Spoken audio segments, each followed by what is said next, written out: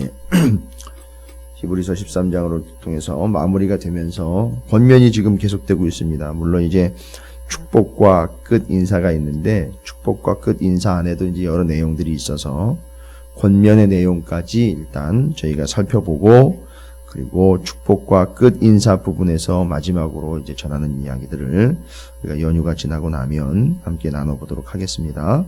오늘 말씀에는 이 어제 시간 또 13장 8절까지가 우리가 이제 살펴본 바대로 여러분들 기억하시겠지만 이제 진리의 내용들과 또 권면에 대한 내용들로서 계속되고 있습니다. 형제 사랑, 또 성적인 순결, 또 탐심을 버릴 것, 믿음을 본받는 삶에 대해서 이제 어제 시간에 쭉 이야기가 됐고요. 그래서 그러한 권면 또 이어지는 바로 오늘 말씀에 19절까지 계속해서 참된 예배자의 삶을 살아라. 그래서 앞선 권면들은 실질적인 삶의 실천적인 의미들로 이제 권면을 했고요. 오늘 9절부터 19절까지 내용들을 보면 참된 예배자, 하나님과의 관계에 있어서 참된 예배자의 자세, 그들의 삶에 대해서 권면을 하고 있습니다. 특별히 지금 이들이 고민하고 있는 부분들과 또 성도들이 지금 힘들어하고 있는 부분들이 자꾸 옛날로 돌아가고 본질이 아닌 것들로 자꾸 유혹을 받고 있는 것. 이유는 단 한 가지죠. 본질이 흔들리고 있는 이유는 본질이 잘못된 건 아니에요. 본질이 흔들릴 수도 없어요. 근데 본인들이 이제 흔들리고 있는 건데 이유는 뭐냐 하면 본질이 아닌 이제 환경에 연연하다 보니까 그렇게 흔들릴 수밖에 없는 거죠. 그래서 오늘 권면은 9절부터 19절까지는 참된 예배자라면 우리가 이제 하나님 앞에 예배하는 자들로서 참된 예배자로서 어떠한 삶을 살아야 할지에 대한 영적이면서 신앙적인 권면으로 들어갑니다. 그 첫 번째 권면이 뭐냐 하면 9절에 여러 가지 다른 교훈에 끌리지 말라라고 이야기를 합니다. 여러 가지 다른 교훈. 그러니까 이 복음 외에 다른 걸 이야기하는 거예요. 아무리 좋은 말이고 권면의 말이고 방법론적인 것들을 이야기해주고 이게 해결책이다라고 이야기를 해줘도 그건 복음 외에는 다른 교훈에 해당하는 거니까 끌리지 말라는 거예요.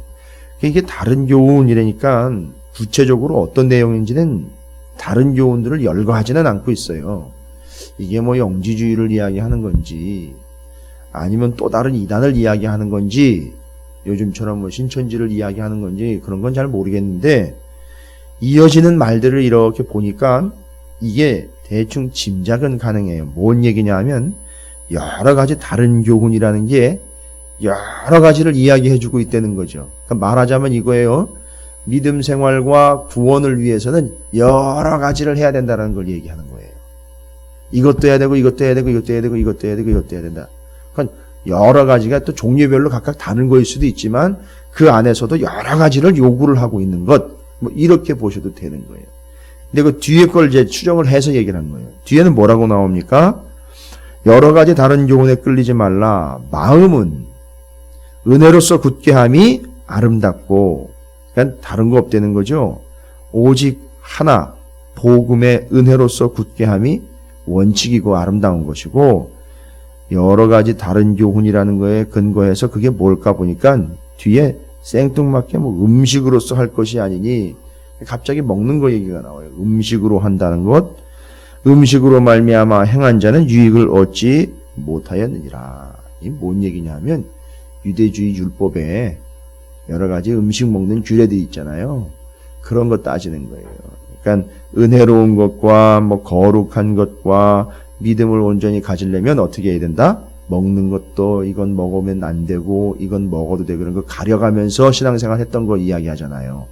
그래서 율법, 유대의 율법과 음식에 대한 규례들과 규정들이 있지 않습니까? 그걸 보고 이제 거기에 맞춰가지고 이제 뭐는 먹어보고 또 뭐는 먹지 않으면 안 돼, 먹어서는 안 되는 거는 먹지 않고 이렇게 그런 거를 따져가지고 신앙생활을 한다는 거죠. 그게 이제 다른 교훈이라는 거예요. 그러니까 알고 봤더니만 다른 교훈은 여러 가지 종류의 이단들이 아니라 이들이 자꾸 옛날로 돌아가려고 하는 그 유대교의 율법과 유대주의적인 사고방식들과 그런 행동을 이야기하고 있는 거예요. 쉬운 거죠. 그러니까 뭐는 먹어도 된다, 뭐는 먹으면 안 된다, 이렇게 막 따져가면서 이제 뿌듯한 거는 뭡니까? 먹으면 안 되는 거는 무슨 일이 있어도 안 먹었으니까 난 잘했어. 이렇게 돼버리는 거예요. 이제 그런 식으로 신앙생활을 하는 거, 그거 아니라는 거죠. 그게 바로 다른 교훈이라는 거죠. 유대교라 할지라도 그런 식으로 신앙생활을 기준 잡아주고 그걸 통해서 만족을 얻는 것, 그게 다른 교훈이라는 거예요. 이게 우리 성도들도요, 그리스도인들도 예수를 믿는다는데 이렇게 율법적으로 예수를 믿을 경우가 있어요. 행동으로 이제 근거를 자꾸 삼으려고 그러고 행위로부터 오는 것들로 만족을 얻으려고 그러고 바로 뭐 그런 겁니다. 그래서 그것을 다른 교훈이라 그랬고 그걸 통해서는 유익함을 얻지 못한대요. 그러니까 지금 먹는 거를 골라 먹고 행위로서 구별해 주는 것, 행위와 구절에 나와 있는 거는 그거 아니고 앞부분에서 이야기하는 건 그 마음은 은혜로서 굳게 함이 합당하다라고 이야기. 그래서 은혜와 이런 행위들이 지금 대비가 되는 거예요. 그래서 우리가 구원을 얻는 건 행위로 구원을 얻는 것이 아니고 은혜로서 구원을 얻는 것이고, 은혜로 구원 얻은 자들의 삶과 행동은 어떻게 된다는 거죠? 자연스럽게 구별이 된다는 거예요.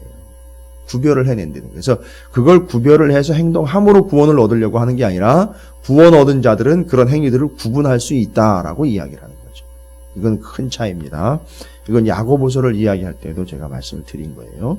그래서 다른 교훈에 끌리지 말라는 게 첫 번째 이야기인데, 다른 교훈은 여러 가지 다른 종류의 이단적인 사상들이나 다른 종교가 아니라 유대교로 돌아가 유대교에서 이야기하는 음식 이거 먹어야 되고 저거 먹으면 안 되고 이건 해야 되고 이건 해서는 안 되는 거고 뭐 이런 식의 구분에 따르지 말라라는 거죠. 글로 돌아가지 말라. 이게 첫 번째 권면이에요. 그래서 이미 우리는 그 중심에 지도자들이 전해준 하나님의 말씀을 갖고 있어요. 복음을 이미 가지고 있어요. 이들이 지금 고민하고 있는 부분인데 복음을 몰라서 고민하는 게 아니죠. 복음을 이미 받았단 말이에요. 알고 있다고요. 그런데 그게 자꾸 옛날로 돌아가려고 하니까 이게 복음이야? 진짜 복음이야? 가짜 복음이야? 이거 가지고 고민하는 게 아니에요. 복음은 이미 알고 있고요. 받았어요. 근데 자꾸 이게 힘드니까 옛날로 돌아가려고 그러는 거예요. 결론은. 다 믿는다고 해요. 예수 믿는다고 그러고. 믿은 지 얼마 됐다고 얘기를 해요. 그런데 자꾸 옛날로 돌아가요. 옛날 습성이 자꾸 나와요. 한번 쓴뿌리라는 거죠. 그게 결론은. 그리고는 자꾸 본질적으로 복음에 의한 은혜로 구원받는 이 부분들을 부정을 하면서 자꾸 자기애가 들어가요. 내가 뭐 이렇게 했다, 이렇게 했다, 이렇게 했다. 그 또 쓴뿌리예요. 내가 드러나는 거. 예수님이 아닌 내가 드러나는 거 또 쓴뿌리인 거예요. 음행과 망령된 것들로 자꾸 이게 이어지는 거예요. 그게 쓴뿌리인 거예요. 반복되는 거죠. 자, 그래서 오늘 말씀의 첫 번째 권면으로 시작될 때에 9절에서는 다른 어떤 것도 복음 외에, 은혜 외에는 어떤 교훈에도 이끌리지 말아라. 이제 그러다 보면 복음에 집중해야 되겠죠. 늘 점검하고 늘 확인해야 되겠죠. 새로운 복음 아니에요. 이미 받은 복음을 점검해야 되는 거예요. 그래서 이 새벽 시간마다 여러분께서 뭔가 새로운 걸 배우는 게 아니라 이미 받은 복음을 말씀을 통해서 계속 점검하는 시간이에요. 근데 워낙에 우리가 성경을 안 읽다 보니까 늘 생소하긴 해요. 예, 뭐 그런 의미의 새로운 거라 그러면 괜찮은데, 예, 바로 그런 의미로 새롭게 날마다 뭔가 다른 것이 아니라 이미 받은 것, 원래 받은 것들 다시 점검, 다시 확인, 다시 떠올리고 또 다시 이미 앞서서 그 공동서신 9권의 분위기들은 다 이미 받은 것들을 다시 생각나게 하고 기억나게 하려 함이라. 누가요? 저 같은 사람들이에요. 그리고 여러분은 다시 생각나고 기억나게 함이라 하는 것, 이미 그걸 날마다 확인하는 바 히브리서에 오니까 그걸 이제는 등이 다른 이들에게도 가르쳐 줄 수 있을 만큼의 선생의 위치에 가야 되지 않겠느냐. 근데 여전히 젖만 먹고 있는 수준에 머물러 있다니 그것이 안타깝구나, 이 이야기하는 거죠. 그겁니다. 그래서 다른 교훈에 끌리면 안 됩니다. 10절에 보니까 음식 이야기 다음으로 넘어가면서 우리에게 제단이 있는데 장막에서 섬기는 자들은 그 제단에서 먹을 권한이 없나니. 보십시오. 제단이 있는데 우리는 바로 우리 그리스도인들, 제대로 믿는 예수 그리스도를 제대로 믿는 그리스도인들, 참 그리스도인들에게도 제단이 있대요. 그럼 이거는 잘 보십시오. 이 제단 이야기를 하려면은 구약으로 넘어가야 되는 거죠. 그죠? 율법에 의하면 성막, 성전 제단인데 그런 제단이 아니라 우리도 그와 같은 제단이 있다는 거예요. 그리스도인들에게도. 그럼 요걸 이야기하려면은 모형으로 보여준 거가 근거가 돼서 실제 눈에 보이지 않지만 있는 거. 그 다음에 하나님이 바라시는 바가 되었던 바로 그 바라는 바, 믿음의 실체죠. 그 제단이라는 게 그럼 그 어떤 제단이냐 생각을 해보십시오. 성막과 성전에 있던 제단, 그거는 제물을 잡아가지고 피를 흘려서 죽여서 실제로 태우고 하나님께 올려드렸던 그 제단, 눈에 이렇게 선해요. 틀이 다 있으니까 보여져요. 근데 우리 그리스도인들에게 있는 제단은 그 제단이 아닌 거잖아요. 그거는 뭐라 했죠? 모형이라 그랬잖아요. 근데 우리에게도 그 모형으로 보여준 제단에, 모형 제단에 실체가 있다는 거잖아요. 그건 바로 뭡니까? 하나님의 하늘 성소에서 하나님에게 드려지는 제단이 있다는 얘기인데, 그거는 만들어진 제단은 아니에요. 그렇게 유형적으로 만질 수 있고 볼 수 있도록 만들어진 게 아니에요. 그러면 의미상으로는 제물을 잡아들이고 피를 흘리는 그곳, 제단이 우리에게도 있다는 거예요. 이거 뭔 의미인지 이해가 되시죠? 다시 또 옛날에 모형론, 제단, 성막, 육신의 제사장과 하늘 성소, 대제상 예수 그리스도, 희생제물 예수 그리스도를 이 모형을 보고 알아먹으라고 이야기했던 게 계속 히브리서가 지금 가져왔던 틀이잖아요. 그러니까 지금 요거는 그 틀을 다시 한번 언급하는 거예요. 자연스럽게 언급하는 거예요. 근데 그 제단이 아닌 우리에게는 다른 제단이 있다는 얘기잖아요. 그러니까 그렇게 얘기하면 그럼 그건 어떤 제단일까요? 제물이 드려졌고요, 피를 흘렸고요, 거기서 속죄함이 이루어졌습니다. 이거 뭘 얘기하는 걸까요? 어떤 제단입니까? 십자가죠. 맞아요. 제단 모양은 아니에요. 당연하죠. 제단, 이게 십자가가 형틀인데 이게 어떻게 제단이 돼. 그런데 의미상으로 보니까 하나님의 구원 계획을 보니까 우리에게 그리스도인들에게도 제단이 있는데 옛날에 그 성전이나 성막이나 옛날에 그 모형적인 성막과 성소에서 보였던 그런 제단이 아닌 거기서 완벽한 속죄가 이루어지고 구원이 이루어진 온전한 제단이 있으니 그게 바로 십자가라는 거예요. 거기서 예수가 제물로 드려졌고 예수님이 거기서 피를 흘렸고 그 보혈의 공로를 의지하여 우리는 구원함을 얻게 된 그 제단, 바로 십자가 제단을 이야기하는 거예요. 그래서 이 교회의 제단이라고 이야기할 때 자꾸 옛날에 구약 성경의 제단이니까 제단이라는 말을 쓰면 안 됩니다라고 이야기하는데 우리 알고 쓰자고요. 제단 맞아요. 그 제단 말고요. 그죠? 그 제단 말고 그리스도인들에게 있는 그 제단이에요. 10절에 우리에게 제단이 있다라고 이야기할 때 그 제단은 어떤 제단입니까? 바로 이 십자가의 제단을 이야기하는 거예요. 교회의 제단은. 구약의 제단을 이야기하는 게 아니라 우리 교회의 제단이라고 이야기할 때 여기 앞에 있는 이 부분들 의미상으로 휘장이 찢어졌고 영원한 새 길이 나가죠. 하나님께로 직행할 수 있도록 열린 예수가 길이 된 그 길, 그걸 통해서 나아갈 수 있는 제단, 그건 어떤 제단이라고요? 십자가 제단이요. 그래서 이 교회의 제단은 구약 성경의 성막과 성전의 제단이 아니고 우리에게 있는 이 십자가의 제단을 이야기하는 거예요. 그래서 그런 의미로 우리를 제단이라고 이야기를 하자고요. 우리 그리스도인들이 그걸 알고 쓰잔 말이죠. 일단은 교회에 대해서는. 그러나 성막과 성전에 있었던 그 제단과는 다른 의미로 얘기하자는 거죠. 그래서 지금 10절에선 우리에게 제단이 있는데 뒤에 부연 설명을 하잖아요. 장막에서 섬기는 자들은 그 제단에서 먹을 권한이 없다. 여기 장막은 뭐예요? 성막. 거기서 섬기는 자들은요, 제단에서 먹을 권한이 없다니까. 제단, 이 제단은 또 어딜 얘기하는 거죠?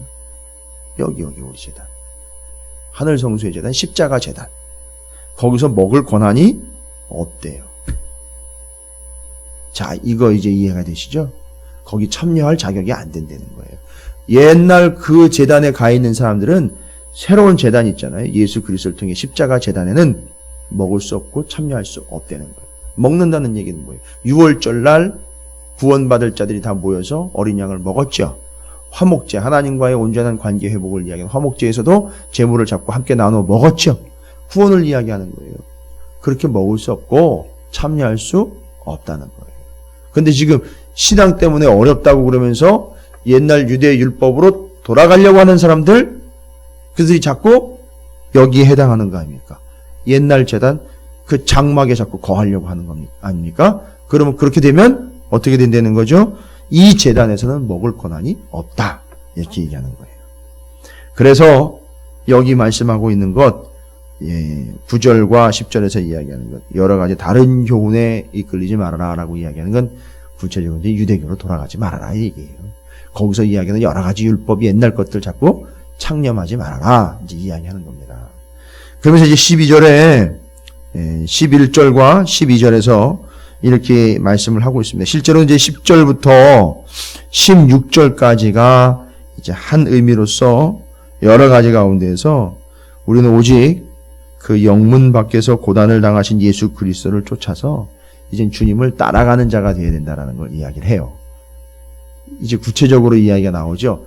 바로 그 제단을 이야기했어요. 그 제단은 예수 그리스도가 드려진 제단이에요. 그죠? 그리고 이제 우리의 삶은 어떻게 됩니까? 그 제단으로 나오는 자들로서 그 제단에서 드려진 예수 그리스도를 따르는 삶이 되어야 된다는 걸 이야기해요. 이제 구체적으로 10절부터 16절까지입니다. 그래서 우리에게 제단이 있는 그 이야기를 하면서 11절 이제 넘어가면서 예수가 이제 언급이 돼요. 예수 그리스도께서 이는 죄를 위한 짐승의 피는 대제사장이 가지고 성소에 들어가고 그 육체는 영문 밖에서 불사름이라. 기억나시죠? 제사법에 의해서 가지고 나가서 태우는 거 이야기하는 거. 밖으로 나가서. 근데 가만히 보니까 이게 모형적으로 보니까 성막에서 그랬는데 가만히 보니까 이게 누구를 보여주고 있는 거였냐 하니까 12절에 그러므로 예수도 자기 피로써 백성을 거룩하게 하려고 성문 밖에서 고난을 받으셨느니라. 어디예요? 성 안이 아니라 성 밖 골고다 언덕으로 간 거예요. 희한하죠? 제물이 되신 예수 그리스도께서 그 제물을 밖에다가 버리는 것처럼 속죄 제물 그걸 손대면 안 되는 거예요. 그래서 거기서 배출되고 거기서 최종적으로 가지고 나가서 태우는 거, 버리는 거. 근데 이 성문 밖이라는 이야기는요, 이 당시 유대인들에게는 뭘 이야기하는 거냐면 지옥을 의미를 해요. 지옥을 의미를 합니다. 성문 밖이라는 거. 왜냐하면 여러분 성문 밖에 거주했던 사람들 여러분 기억나시죠? 대표적으로 성 안에 살 수 없고 성문 밖에만 살 수 있었던 이들. 격리돼가지고 떨어져서 죄인들과 그 다음에 나병 환자들. 이 사람들은 그냥 죽으라고 내버려두고. 근데 예수님이 십자가를 지고 어디로 나갔다는 거죠? 그 성문 밖으로 나간. 죽을 자들이 우글우글하고 생명을 부지하기조차 힘든 자들이 우글우글한 그곳으로 예수님은 십자가를 지고 나아가셨다는 거예요. 근데 지금 그렇게 십자가를 지고 나간 예수님 따라 십자가를 지고 이제 쫓아나가다가 어렵다라고 생각을 하니까 어떻게 하려고 그래요?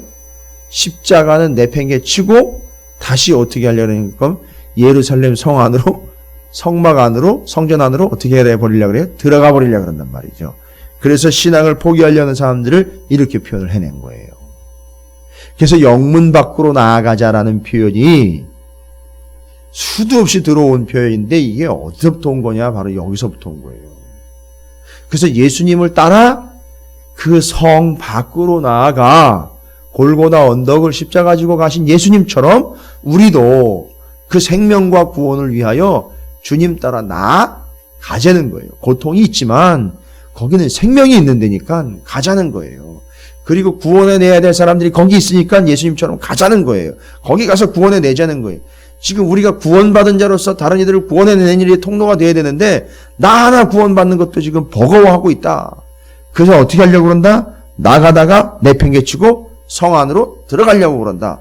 그러니까 그걸 커트해서 그러지 말고 예수님이 성문 밖으로 나아간 것처럼 너희도 우리도 함께 그 밖으로 나아가자. 가자. 자꾸 들어오려고 하지 말고 이야기하는 겁니다. 잘 보세요. 이게 옛날로 돌아가려고 하는 거잖아요. 알고 봤더니 돌아가려고 하는 것이라는 의미에 깊이 새겨져 있는, 그 속에 담겨져 있는 힘은 돌아가려고 하는 것, 그 안엔 성 안으로 들어가려고 하는 것도 있다는 거예요. 이제 개념상 이제 이해가 되실 거예요. 그래서 이야기하는 겁니다. 그래서 12절이 바로 성문 밖에서 고난을 받으신 것. 그러면서 이어서 설명하죠. 13절부터. 그런즉 우리도 성문 밖으로 십자가 지고 나아간 예수님처럼 영문 밖으로 나아간다는 게 뭘 의미하는가 보세요. 우리도 그의 치욕을 짊어지고 영문 밖으로 그에게 나아가자. 주님은 지금 어디 계셔요? 성 안에 계시는 게 아니라 성 밖에 계시는 거예요. 거기 그렇게 나와 있잖아요. 그에게 나아가자라고. 밖으로 나아가자라고, 무조건 밖으로 나아가자 방향성을 지시한 줄 알았는데 목표성입니다. 여러분, 믿음의 경주를 달려가는 원칙에 대해서 얘기 드렸죠. 어떻게 된다고요? 주님을 바라보고 가야 된다 그랬잖아요. 근데 지금 여기는요, 뭐라고 내용합니까? 영문 밖으로 그에게 나아가자라는 거예요. 연결이 되는 거예요. 14절입니다. 우리가 여기에는 영구한 도성이 없으므로 장차 올 것을 찾나니. 아닙니다. 유대인들은 이렇게 생각 안 했어요. 유대인들에게는 이 성, 예루살렘 성은 어떨 거라고요? 영원할 거라고 믿었어요. 근데 그게 무너지고 난 다음에 이 사람들이 어마어마한 충격이었죠. 근데 그게 지금 아직도 이스라엘 사태를 보시면 아시겠지만 아직도 회복이 안 됐어요. 무너진 채로 그대로 회복이 안 됐어요. 그러니까 빨리 영문 밖으로 나가. 그러니까 지금 아직도 영문 밖으로 나오지 아니한 유대인들은 지금 거기서 머물러 있는 거예요. 그 안에서. 15절입니다. 그러므로 우리는 예수로 말미암아 항상 이제 우리가 하나님 앞에서 믿는 자들로서 하나님 앞에 나아가는데, 자 보십시오. 우리가 믿는 자들로서 하나님 앞에 삶을 온전히 드리는 걸 제사로 표현을 했어요. 삶을 온전히 드린 이 대표인, 다른 생명을 드린 게 아니라 자신의 생명을 드린 예수 그리스도잖아요. 예수 그리스도처럼 우리도 제사를 드려야 되는데 뭘 드려서 제사를 드리는가 봤더니만 아주 체계적으로 설명을 하고 있어요.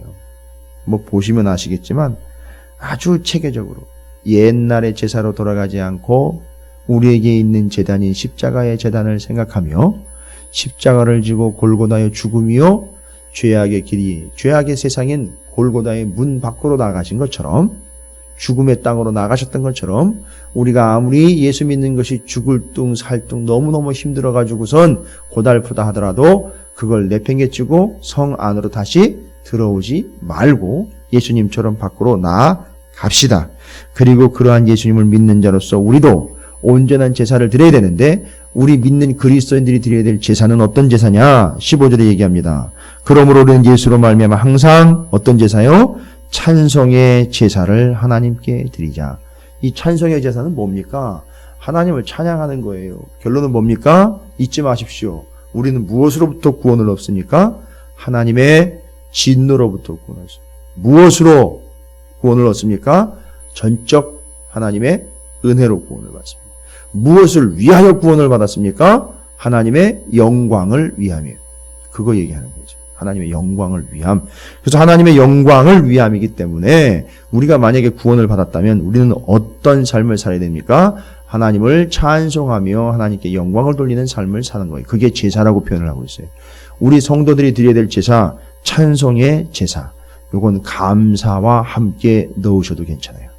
그래서 찬송, 바로 하나님을 영화롭게 하며 하나님께 영광을 돌리는 제사를 하나님께 드리자, 이거예요. 나의 구원은 하나님 때문입니다. 하나님 나를 구원해 주심 감사합니다. 이런 거예요.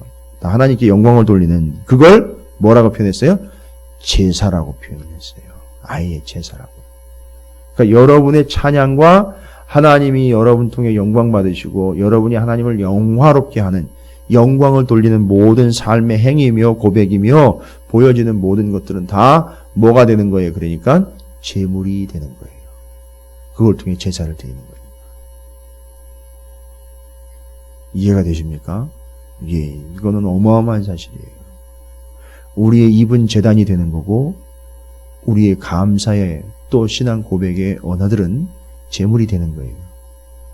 여기 찬송이 제사가 되는 것처럼 여러분의 감사와 찬양이 하나님을 향한 온전한 제물이 되는 거예요. 그겁니다.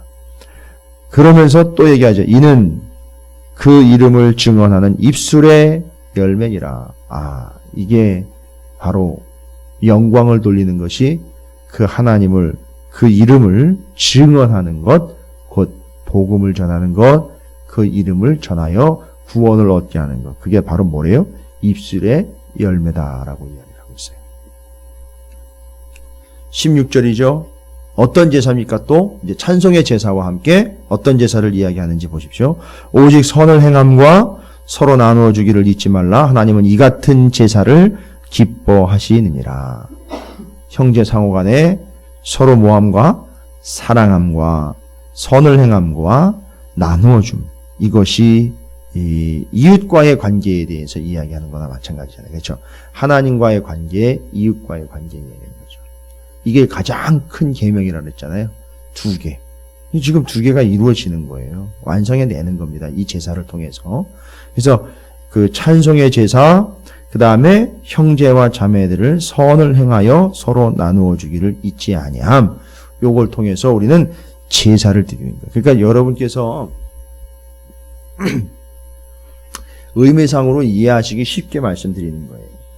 형제의 어려움과 곤고함과 사랑함으로 나누어 먹은 사과 한 쪽도 결론은 뭐가 되는 거냐 하면 제물이 되는 거예요. 내가 신이기 때문에 그 제물을 나눠 먹었다는 개념이 아니라 이건 이미 누가 받았다는 의미에서 제물이 되는 거죠. 하나님이 받으신 거예요. 형제에게 물 한 컵 그냥 대접해 준 것조차도 이건 뭐가 되는 거죠? 제물이 되는 거예요. 누가 받았기 때문에요? 하나님이 받으셨기 때문에요.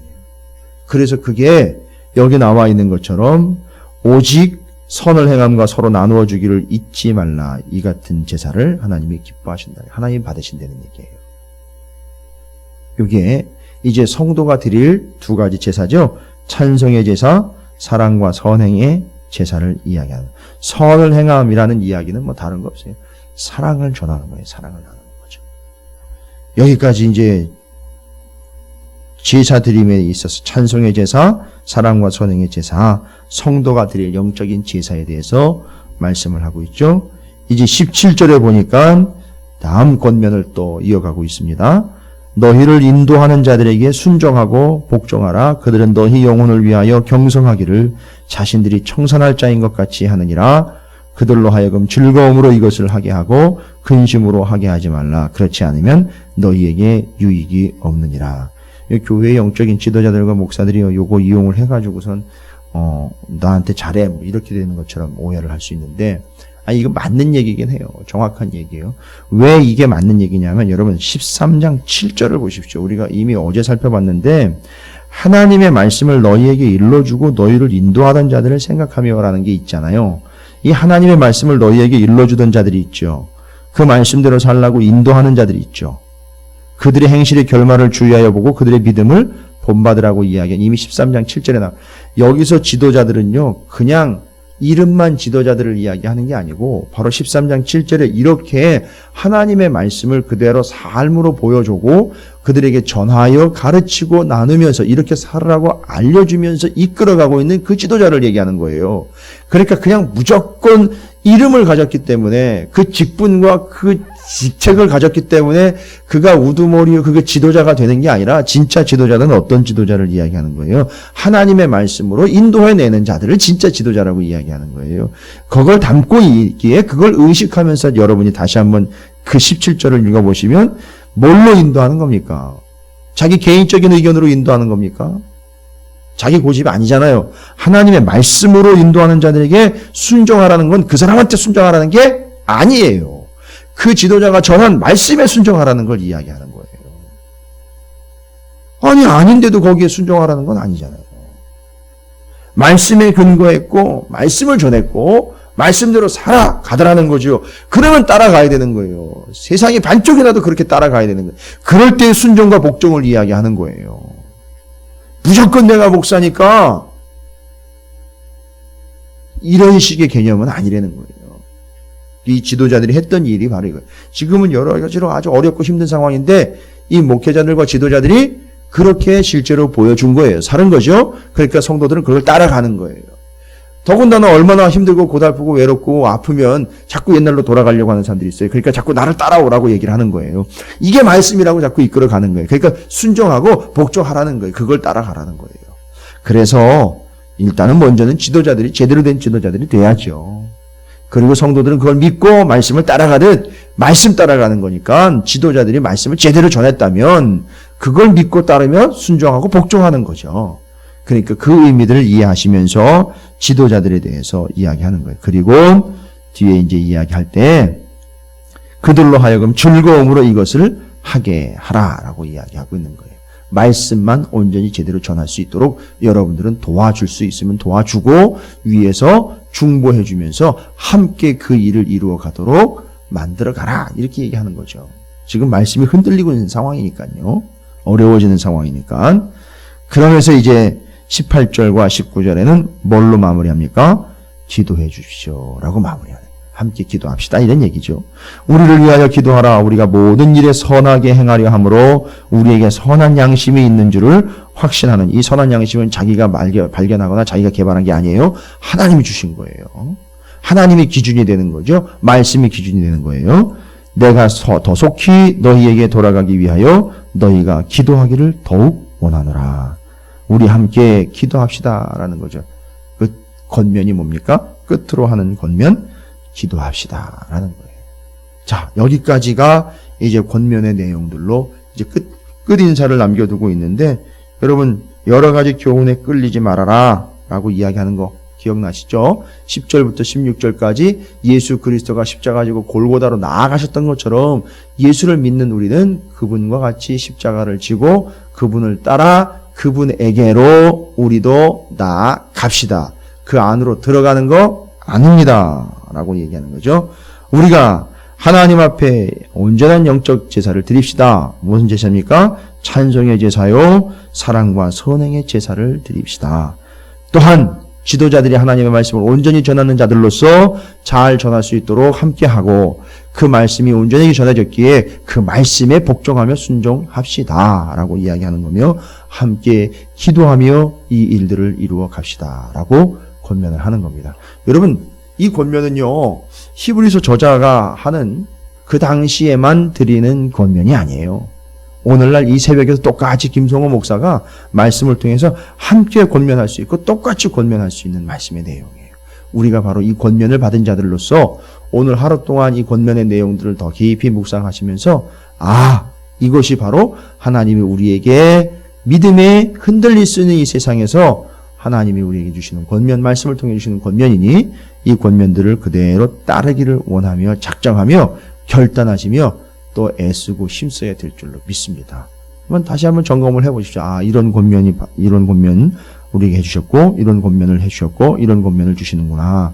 그럼 이제 우리가 삶에서 이걸 온전히 실천해 내야 되겠죠. 이제 우리의 사명입니다. 오늘 한 날 동안 여기 기록되고 우리에게 전해주신 바 된 그 권면들을 온전히 감당해 내 주시기를 주님의 이름으로 축원을 드립니다.